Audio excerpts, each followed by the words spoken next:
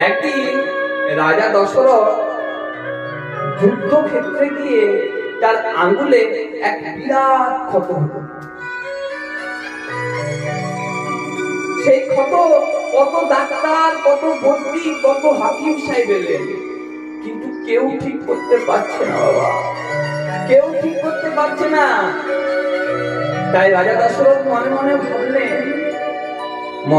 ভাবলেন তিনি হয়তো আর বাঁচবেন না, তিনি হয়তো এইভাবেই মারা যাবে। তাই মনের দুঃখে ওই সিংহাসনে বসে থাকতেন। আর মাঝে মাঝে জানেন বাবা, রাজা দশরথ কি করতেন, ওই শ্মশান ঘাটের দিকে তাকিয়ে থাকতেন।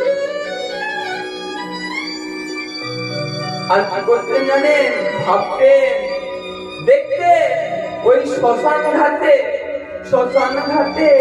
কত রাজা, কত মহারাজা যেন পুড়ে ছাই হয়ে গেছে।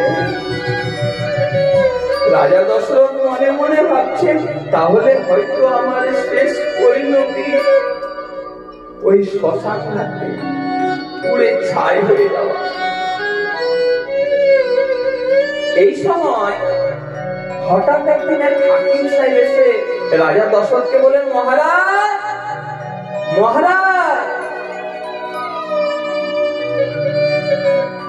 আমি আপনার এই আঙুলের ক্ষত ঠিক করে দিতে পারি, যদি আপনি আমার কথা মতো কাজ করেন। মহারাজ এই কথা শুনে আজ আনন্দে নৃত্য করতে শুরু করেছে। মৃত্যু ভয়, এই যে মৃত্যু ভয় যে কি ভয়, যার যেদিন মৃত্যু আসবে বাবা, সে সেদিন বুঝতে পারবে যে মৃত্যু ভয় কি জিনিস। আর মৃত্যু ভয় থেকে মুক্তি পেয়েছে। বলছে, হাকিম সাহেব আপনি যা বলবেন আমি তাই করবো। হাকিম সাহেব আমি তাই করবো। আচ্ছা, তাই করবে? মহারাজ শুনুন, আপনার 3 জন স্ত্রী রয়েছে না? 3 জন স্ত্রী, ওই 3 জন স্ত্রীর মধ্যে আপনার আঙ্গুলের ওই ক্ষত যদি কেউ মুখে করে টেনে টেনে চুষে বার করে দিতে পারে, তাহলে আপনি খুব তাড়াতাড়ি সুস্থ হবেন। আজ রাজা দশরথ মনের আনন্দে ছুটতে চলেছেন তার বড় স্ত্রী কৌশল্যার কাছে, যাকে তিনি সব থেকে বেশি বিশ্বাস করতেন বাবা। গিয়ে বলছে, কৌশল্যা তুমি শুনেছ কৌশল্যা, হাকিম সাহেব কি বলেছেন? হাকিম সাহেব বলেছেন, যদি তোমাদের মধ্যে আমার এই আঙুলের ক্ষত কেউ মুখে করে টেনে টেনে বার করে দিতে পারো, এই পুজ রক্তগুলো, তাহলে না আমি খুব তাড়াতাড়ি সুস্থ হয়ে যাব। পারবে কৌশল্যা এ কাজ করতে? পারবে? দেখুন বাবা, সংসারের নিয়ম।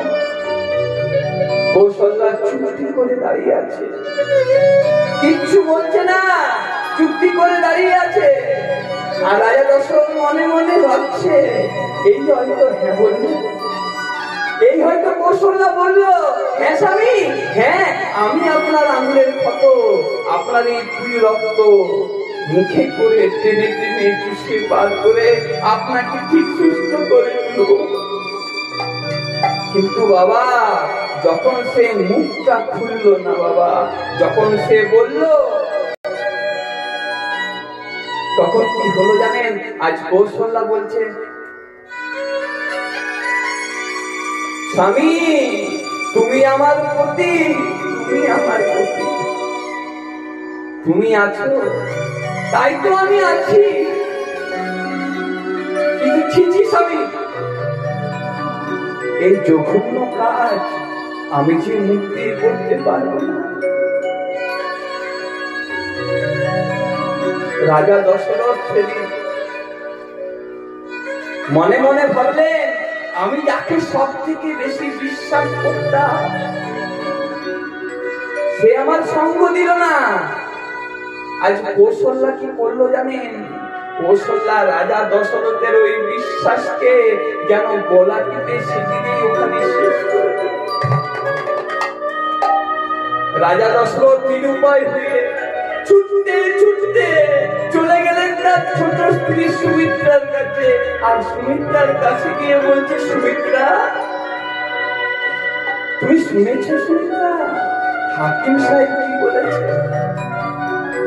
তুমি কি পারবে সুমিত্রা, তুমি কি পারবে হাকিম সাহেবের কথা মতো, হাকিম সাহেবের কথা মতো আমায় সুস্থ করে তুলতে পারবে সুমিত্রা? এখানেও বাবা সুমিত্রা চুক্তি করে দাঁড়িয়ে আছে। কিছুক্ষণ পর সুমিত্রা বলছে, স্বামী